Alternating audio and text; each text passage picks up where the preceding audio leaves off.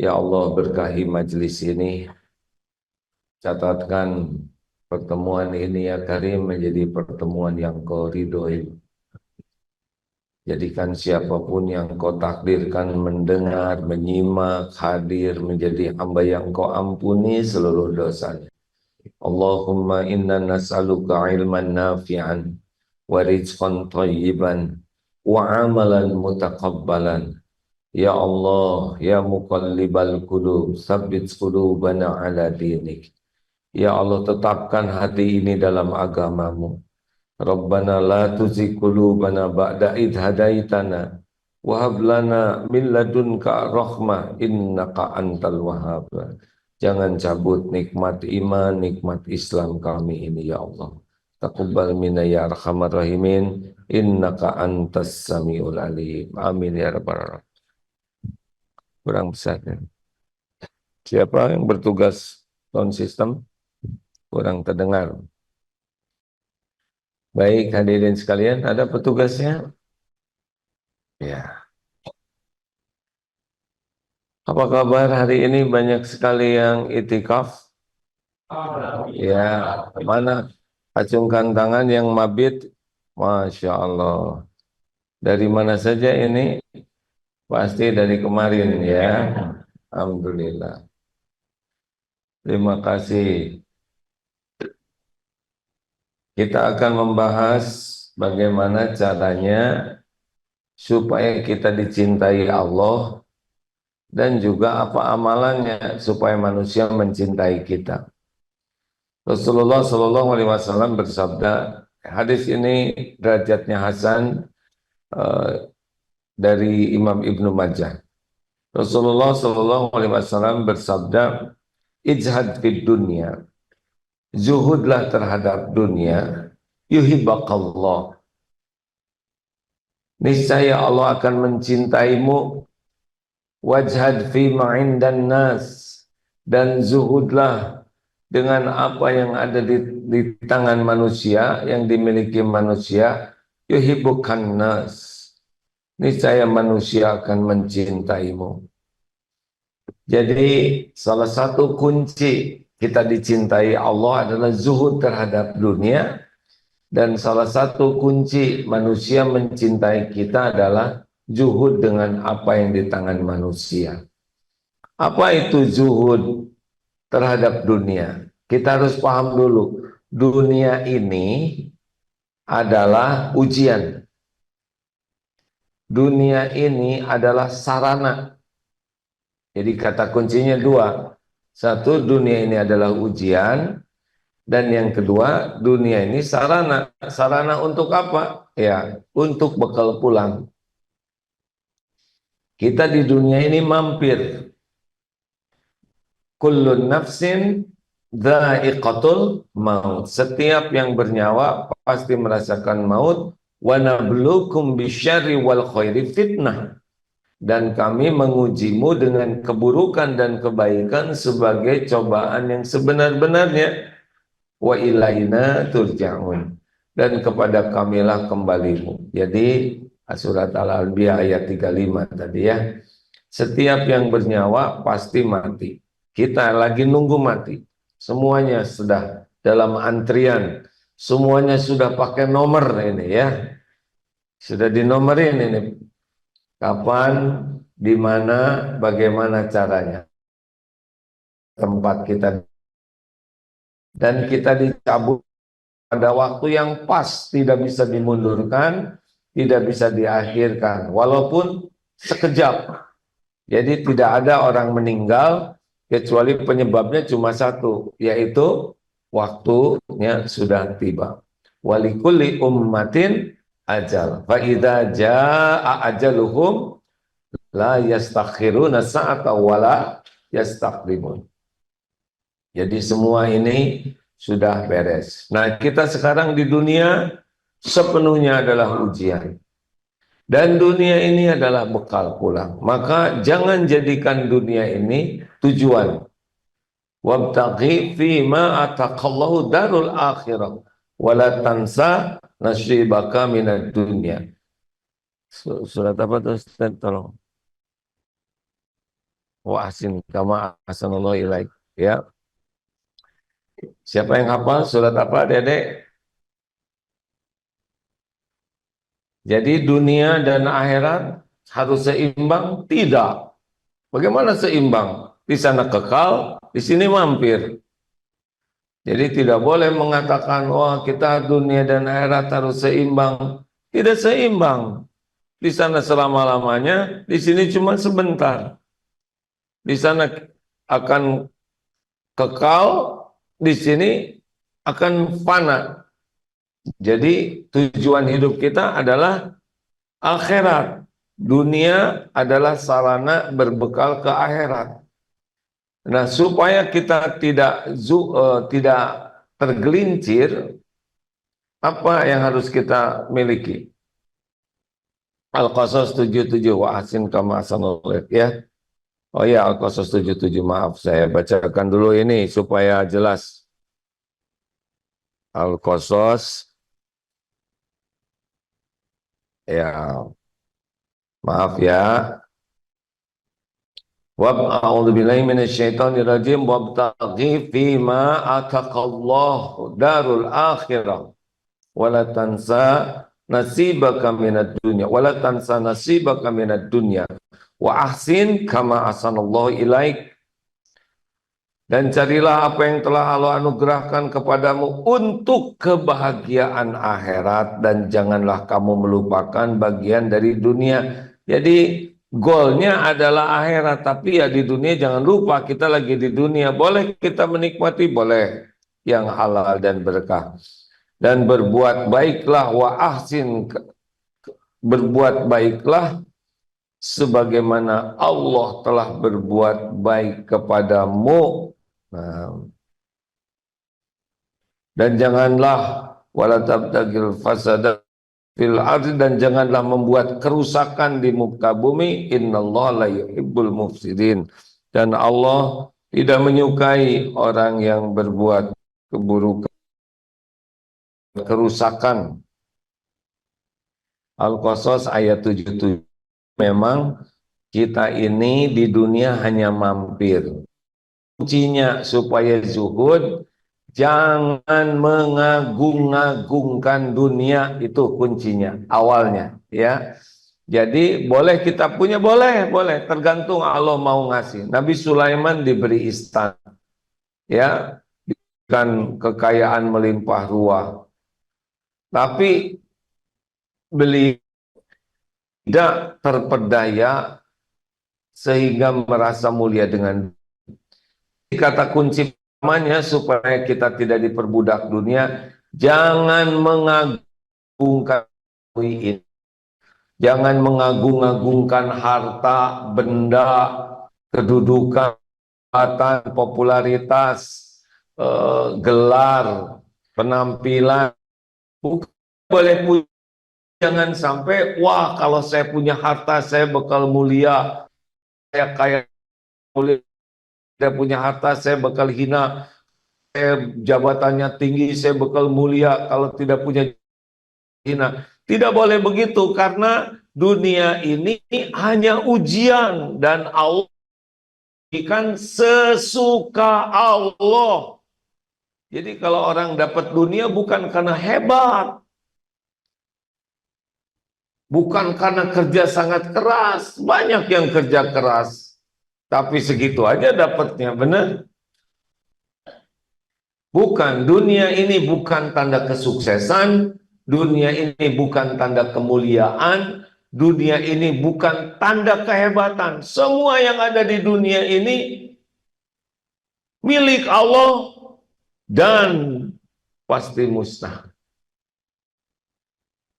Coba bapak-bapak, ibu-ibu lihat deretan para pejabat di Indonesia.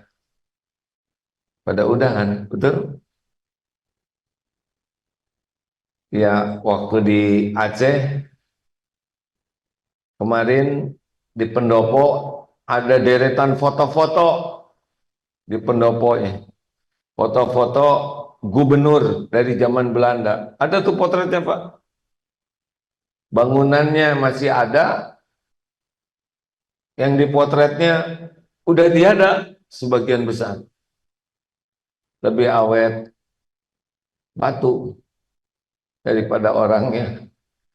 Tapi tidak selesai, walaupun sudah dikubur, tetap nanti ada balasannya, ya. Makanya lihat dunia ini biasa saja.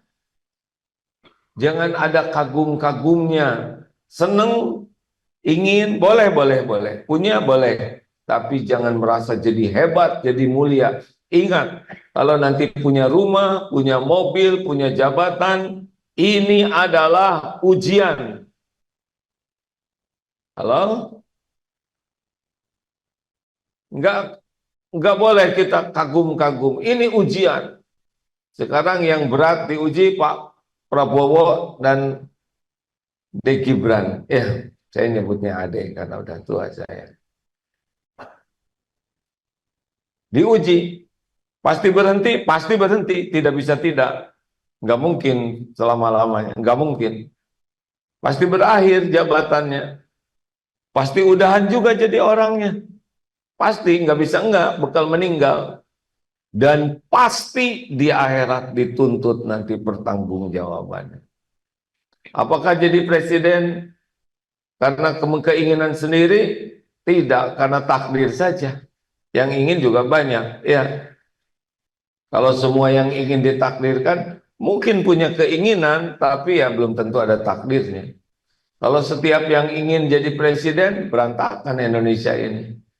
Bapak lagi apa? Pengen jadi presiden, jadi. Tidak mungkin. Yang menentukan itu Allah. Yang menentukan harta, gelar, pangkat, jabatan, kedudukan, popularitas. Wah, ingin viral, ingin terkenal. Nggak akan terkenal, kecuali yang ditakdirkan terkenal. Banyak orang yang mati-matian terkenal. Pengen terkenal, tapi tidak terkenal juga. Ada yang tidak ingin terkenal, nonjok gitu ya. Tiba-tiba dia terkenal. Banyak yang ingin, tapi kalau tidak ada takdirnya tidak jadi. Semuanya hanya terjadi izin Allah. Apakah Ustadz Edi di sini pengen? Enggak. Ustadz Edi jadi kiai di pesantren ini adalah takdir Allah. Kalau nggak ditakdirkan nggak kejadian. Sebagai, tuh kan nggak ada yang jawab. Sebagai ujian. Ini yang lagi ceramah ini sama, ini ujian ini. Jadi ujian dan sarana, ya. Jadi tidak boleh jadi tujuan dunia ini. Kan ada yang olahraga. Kenapa olahraga? Supaya sehat dan kuat. Buat apa sehat dan kuat? Dan sekarang itu ada lagi musim lari, kemarin musim sepeda, sekarang lari ya. Tapi saya lihat sebagian yang hadir rata-rata berusaha lari juga ya, lari dari kenyataan.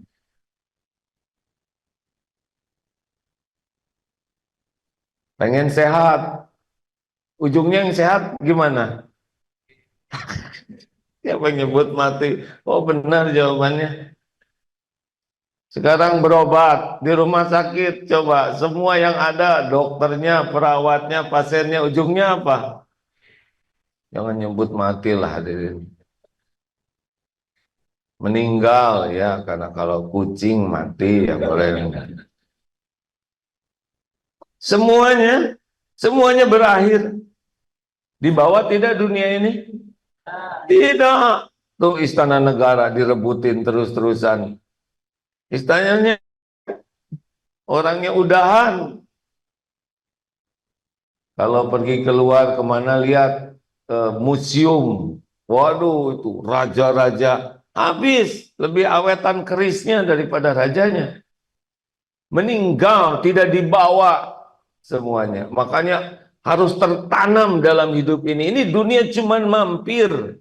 Dunia ini sepenuhnya ujian. Dunia ini sarana untuk berbekal pulang. Bukan di sini tempat kita. Bukan harta, gelar, pangkat, jabatan, popularitas yang membuat kita terhormat. Terhormat itu inna akramakum indallahi atqakum. Al-Hujurat ayat 13. Sesungguhnya yang paling mulia di antaramu di sisi Allah adalah yang paling takwa. Jadi siapa yang dengan dunia ini yang banyak, yang sedang, yang sedikit, yang nggak ada jadi takwa, sukses di dunia ini. Nggak akan semuanya kaya, nggak mungkin. Mungkin bagi Allah, tapi nggak ramai dunia kaya semuanya, ya kan? Udah pernah ngelamun belum semuanya kaya? Sudah pernah kan ya? Dulu udah diceritakan, sok semuanya takdirkan kaya. Ya Allah, nih orang Jawa Barat ajalah minta uang. Ini kan 50 juta orang Jawa Barat tuh masing-masing mau berapa? Ustaz Edi mau berapa? 1 triliun, apa yang ngitungnya? Yang agak terjangkau aja dulu oleh otak kita ya, masing-masing misalkan 10 miliar. Hari santri mah minta 5 juta katanya, dasar nggak tahu banyak duit. Oke, semua dapat 10 miliar se-Jawa Barat. Apa yang terjadi, Pak? Yang kasihan, yang anaknya banyak, rumahnya kecil, datangnya uang logam semua. Pejet. Pagi-pagi aja semua ibu-ibu sudah ngelel lidahnya. Kenapa, Bu? Semalaman ngitung uang. Tidak ada lagi yang ojek, tidak ada yang jualan, pom bensin nggak ada yang ngurus, semuanya jadi pengusaha. Yang bantu-bantu di rumah, apa bibi tante tahu, nggak mau disebut bibi. Nggak ada ojek, masa punya 10 miliar ngojek? Di sekolah juga, kemana guru? Maaf, bukan guru, mau bikin kampus gitu. Kantin, nggak ada kantin tuh. Apa bibi mau bikin restoran. Berantakan, tidak ada tukang sayur, sampah di mana-mana. Pak, kok sampah nggak diambil? Enak aja nyebut tukang sayur. Nih, tuh lihat uang 10 miliar. Sama ngejajanin anak juga. Nah, ini bekal nih 1 juta, nggak usah Bu. Nih, gitu. Ternyata di tasnya. Kemana-mana jalan, sebagian udah bergelimpangan, berbaring. Lapar, nggak ada warung. Ya, jelas. Petani mau kerja nggak? Petugas kebersihan. Oh, wow, lalu lintas macet, nggak ada pom bensin, berantakan. Udah, segini aja masing-masing. Ya, yang penting berapapun posisi kita, apapun jadi ahli takwa. Jangan minder. Orang minder sama, dia mengagung-agungkan dunia. Nggak usah minder. Rumah kecil, jabatan dunia kecil, nggak apa-apa, nggak apa-apa, nggak mungkin, nggak mungkin. Tentara semuanya jenderal, nggak mungkin, pusing nanti perintahnya, ya nggak? Serbu, nggak bisa dong kita sama jenderal nggak perang-perang, ya kan? Jadi memang beginilah dunia dibagi-bagi sesuka Allah, bukan sebagai tanda sukses, bukan sebagai tanda mulia, tapi sebagai jawab ujian, ya.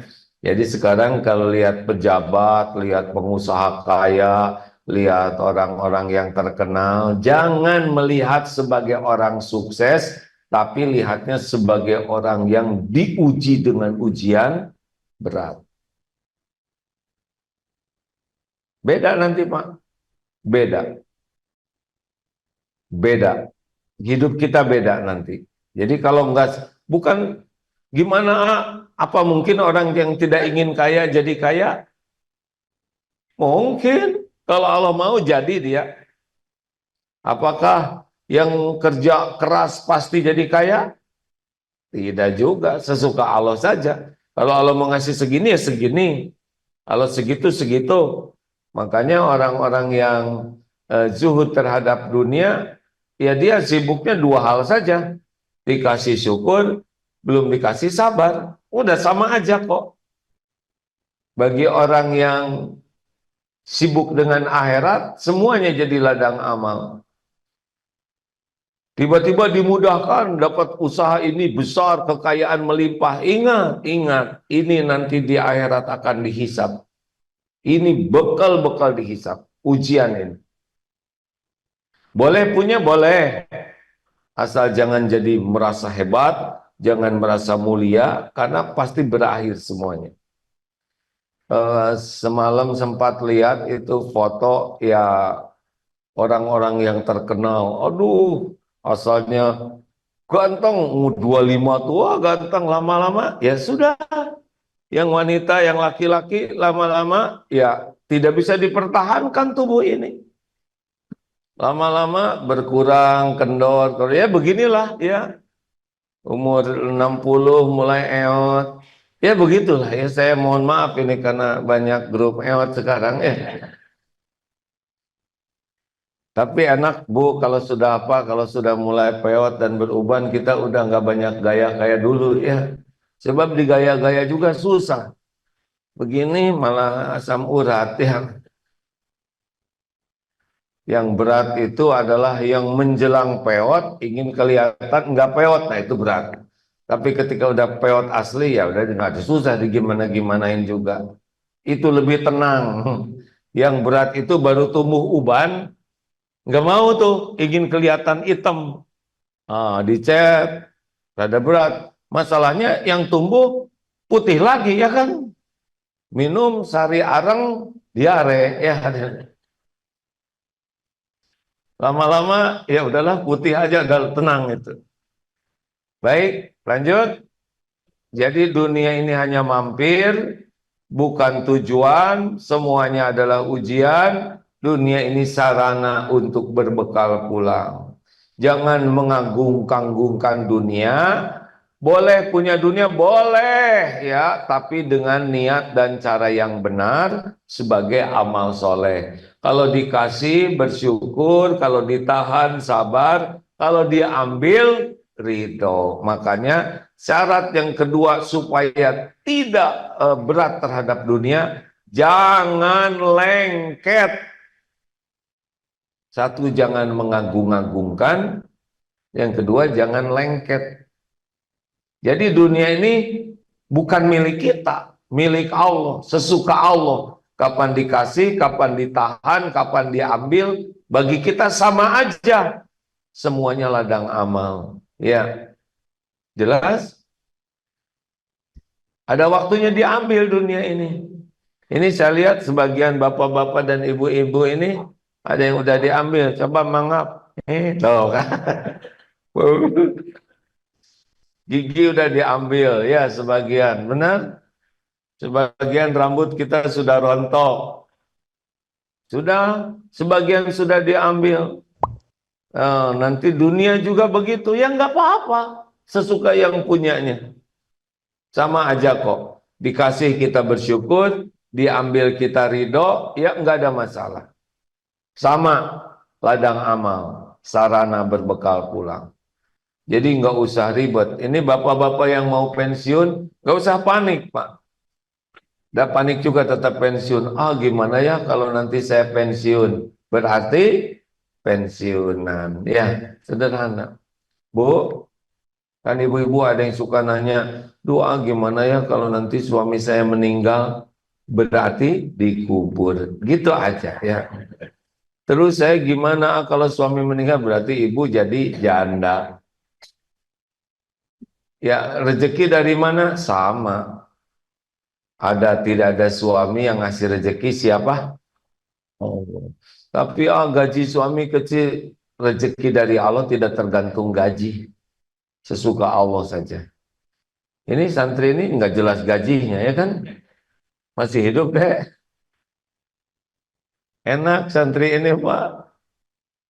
Beasiswa, makan, mulai menderita deh kalau udah lulus ya. Nah, bagaimana zuhud terhadap dunia? Seperti tadi, zuhud terhadap izhad fi ma'in dan nas. Bagaimana zuhud dengan yang ada di tangan orang? Satu, kita jangan suka ngarep-ngarep dikasih oleh orang. Jangan ngarep-ngarep apa yang di tangan orang. punya saudara kaya, punya teman kaya, jangan ngarep-ngarep dikasih, jangan ngarep-ngarep ditraktir, jangan ngarep-ngarep dibayarin. Makin kita berharap, makin turun kehormatan kita. Walaupun kita nggak punya, diam, ya, pakai uang kita aja. Ini ada temen nih, banyak duitnya, traktir.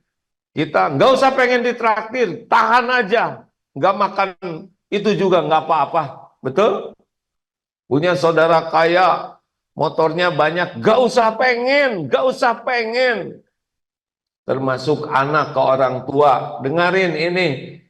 Kita jadi anak, orang tua ditakdirkan mampu, kita udah cukup umur, udah harus mandiri, jangan ngarep-ngarep dikasih oleh orang tua. Kerja, jemput rezekinya sendiri, punya kehormatan. Termasuk ini punya mertua kaya misalkan, jangan sampai ngarep-ngarep bonus dari mertua. Tetap jaga kehormatan, akan terhormat beneran. Memalukan jadi anak ngarep-ngarep warisan. Warisan mah urusan rezeki nomplok. Gak usah dipikirkan, kerja aja yang benar. Malu jadi anak ngarep-ngarep warisan sehingga nunggu orang tuanya meninggal. Kok panjang umur ya? Udah 95 tahun umurnya. Itu kasihan putra mahkota, udah keburu jadi aki-aki ya. Ini gimana ini raja nggak maut-maut? Dosa, Deren. Jangan iri dengki. Ini termasuk zuhud terhadap di tangan orang. Nggak boleh kita iri kepada yang Allah berikan kepada orang lain. Syukuri aja yang ada. Mau ngapain ngebanding-banding dengan punya orang? Tiap orang ada garisnya masing-masing. Jangankan seangkatan, sekampung, seibu sebapak aja beda-beda kok. Benar? Nanti bentar lagi lebaran, lihat lagi lebaran. Bisa jadi si bungsu yang lebih banyak duitnya, iya ya? Oh iya lagi. Iya, kami katanya nyari uang takar kebek nyetir rumah. Si bungsu baru juga nikah setahun udah punya rumah. Karena dia nikah sama yang sudah punya rumah. Ya udah, kenapa harus jengkel? Kalau Allah ngasih ya kita ikut bersyukur lah. Kenapa ribet? Nggak boleh ribet sama rezeki tetangga. Tetangga ganti TV, dia ganti penyakit. Tetangga naik haji, dia ngelepek naik tensi.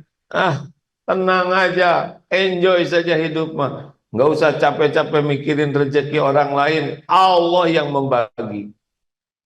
Kecuali yang punya pengetahuan kedudukan untuk amar ma'ruf nahi mungkar dan orang dapat rezeki dengan cara yang batil, ya. Polisi, jaksa lihat koruptor ya haruslah bereaksi. Tetapi kita lihat tetangga nggak tahu apa-apa, ya sudah, syukuri aja rezeki kita.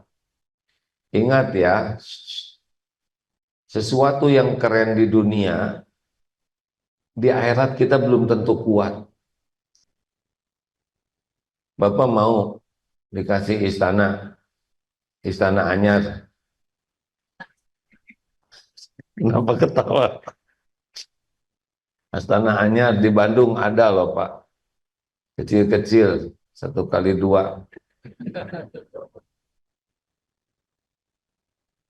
Gaya punya rumah megah di dunia. Berapa lama? Kan? Udah itu bakal meninggal, ditinggalkan nanti yang ngaku-ngaku anak atau orang lain, tapi hisabnya akhirat ada. Ini beneran Pak. Jadi kita tidak, wah mobil keren rasain lo di akhirat, itu juga dengki. Udah nggak punya yang, tapi mobil dia mahal. Ya siapa tahu sedekahnya lebih banyak. Apa urusan kita menilai orang lain? Kita berbaik sangka, itu rumahnya bagus. Ya mungkin sedekahnya itu rumahnya 25 miliar, mungkin sedekahnya 100 miliar, 200 miliar, kita husnuzon saja. Mau ngapain kita berpikir negatif ke orang lain? Hanya ngotorin hati dan siapa tahu malah salah lagi. Mungkin orang yang ditakdirkan kaya itu seperti Nabi Sulaiman, malah orang tersebut mulia karena sedekah diam-diamnya. Berapa masjid yang dibangun, berapa banyak beasiswa yang diberikan. Jadi jangan suudon, ya. Udah diem aja, doain aja. Kalau ada saudara kita yang dititipi rezeki lebih, kedudukan lebih, jadi pejabat, doakan. Jangan, punya jabatan sebentar, di akhirat ngejungkal dengki. Udah nggak punya jabatan, dengki lagi. Udah, doakan. Semoga berkah, ini jadi jenderal, semoga berkah. Ini jadi orang kaya, semoga berkah kekayaannya. Yang ini jadi presiden, semoga berkah. Yang ini jadi wakil presiden, didoakanlah, terserah doa ya, apalah terserah ya. Kenapa Bapak ketawa begitu? Semoga diberikan takdir terbaik. Nah itu ya, yang membuat selamat dunia akhirat. Pokoknya lihat orang lain, saudara kita ini, doakan. Itu akan membuat lebih selamat hati kita. Dan yang ketiga, jangan bersandar. Kalau tadi ingin ya ngarep-ngarep di tangan orang, nah, apalagi jadi bersandar ke orang lain. Ini rada dekat. Jangan hidup mandiri, syukuri dengan apa yang ada, qanaah, puas. Ini lagi makan-makan, kita ke sana jangan pengen ditraktir, udah tahan aja. Naik angkot, itu dibayarin, kita tiap bayar aja sendiri. Itu enak hadirin. Izzah kita akan terjaga. Dengar ya, kalau kita hutang budi, berat sekali. Ini ada cukong yang cerita gini, bahwa dia cerita, cukong ini begitulah yang punya bisnis dan kerjanya nyuap aja. Itu kan aparat itu bertukar terus. Nah ternyata dibidiknya itu dari mulai lulusan. Ini kira-kira di karirnya bagus. Kasih. Nanti dia jadi apa, pangkat apa, mulai dia nabung kebaikan dalam tanda kutip ya. Dibeliinlah anaknya sepatu, istrinya dibeliin tas, kalau mau ke luar negeri diongkosin, nanya nomor rekeningnya, dimasukin rekening, terus sampai akhirnya terjerat oleh hutang budi. Nanti dia tidak bisa adil tuh. Padahal pemberian-pemberian itu dia udah cukup sebetulnya. Dengan gaji sudah cukup. Tapi sifat tamak ini. Dan hasilnya, oh dia jadi di bawah yang memberi. Kalau kita biasa begini, kita pasti di bawah tuh, derajat. Maaf ya, lihat siapalah aparat di jalan. Penampilannya bagus, di sini segala dipasang, di sini borgol, di sini pistol, di sini jengkol. Begini, minta-minta di jalan, sehebat apapun penampilan, pasti jadi hina. Mungkin yang ngasihnya merunduk-runduk, karena nggak mau banyak masalah. Tapi di hatinya sangat rendah. Dan siapapun yang melihat, itu tukang minta-minta itu pasti jadi hina. Benar? Jaga izzah kita. Nah, begitulah hadirin sekalian. Jangan pengen diongkosin, jangan pengen ditraktir, jangan pengen dibeliin. Juga kalau tetangga mau berangkat umroh, gak usah ngomong, bawa bagi-bagi oleh-olehnya. Ih, ngongkosin enggak, apa enggak, minta oleh-oleh. Memalukan. Diam. Suka ada tuh yang iseng. Lagi di mana? Jangan lupa dong oleh-olehnya. Apaan? Nyusahin orang, itu minta-minta juga, jangan, ongkosin aja sana. Bu, ini saya nitip ya 100.000 buat bekal, nanti oleh-olehnya 3 kali lipat ini ya. Termasuk jangan kebiasaan nawar sama pedagang-pedagang kecil yang untungnya cuma dikit. Beraninya sama pedagang kecil ke mall, gak berani nawar, walaupun tertekan. Ayo ke tukang cilok yang tawar, mau makan duku, nyobain, habis 20, belinya seos. Nggak boleh, nggak boleh, nggak boleh kita, nggak boleh kita bersandar kepada orang. Pasti ada saatnya kita juga memerlukan bantuan, ya. Kalau kita dibantu orang lain, jangan lupa berterima kasih, mendoakan, dan balas budi. Jangan sampai kita menikmati membebani orang lain. Jelas hadirin sekalian, kita pinjam motor, terus dipulangin, tapi bensin tidak diisi lagi, motor nggak dicuci, kapok orang minjemin ke kita, betul? Coba Bu, pernah dengar cerita ini? Bu, saya pinjam coet ya, cobek. 2 hari nggak dipulangin. Pas dipulangin cobeknya itu kotor, lagi nyender di pagar. Mutunya ngecilin dan bocel lagi ujungnya. Kira-kira dipinjemin lagi enggak? Nah, bandingkan kalau begini, Bu saya pinjam cobek ya, mau bikin karedok, ini suami saya seneng karedok, gado-gado. Rencananya dipulangin sore, ternyata jam 1 udah dipulangin. Pas dilihat cobeknya itu bersih, mengkilat, disikat, bahkan dipernis.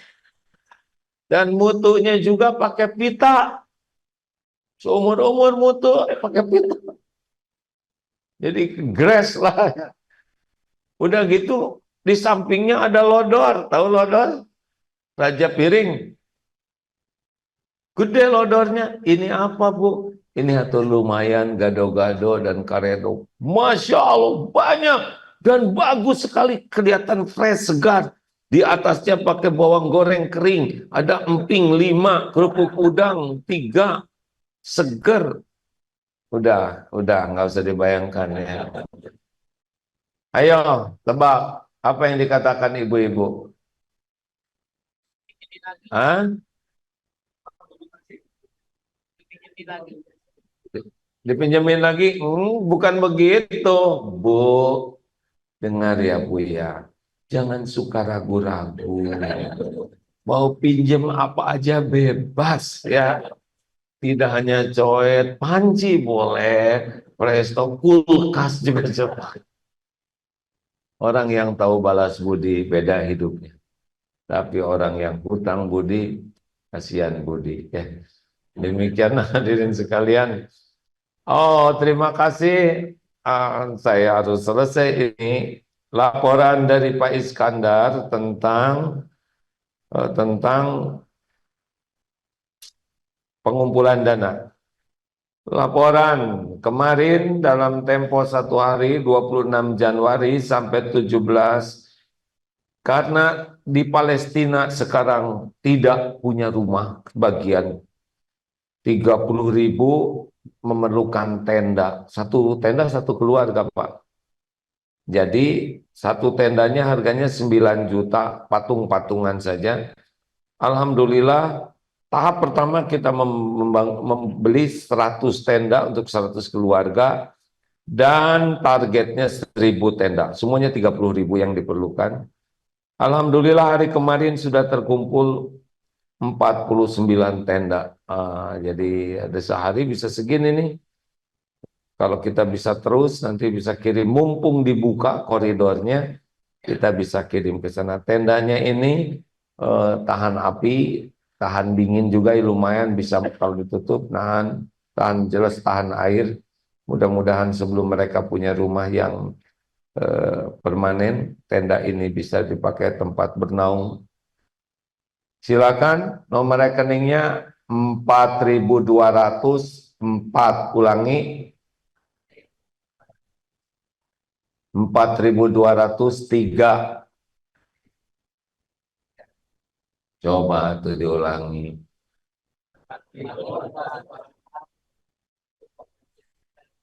BSI 42004 42003. Sekarang wah ini banyak sekali nomor rekening, gak apa-apa, hidup emang buat beramal ya. Udah mati udah nggak bisa lagi kita beramal.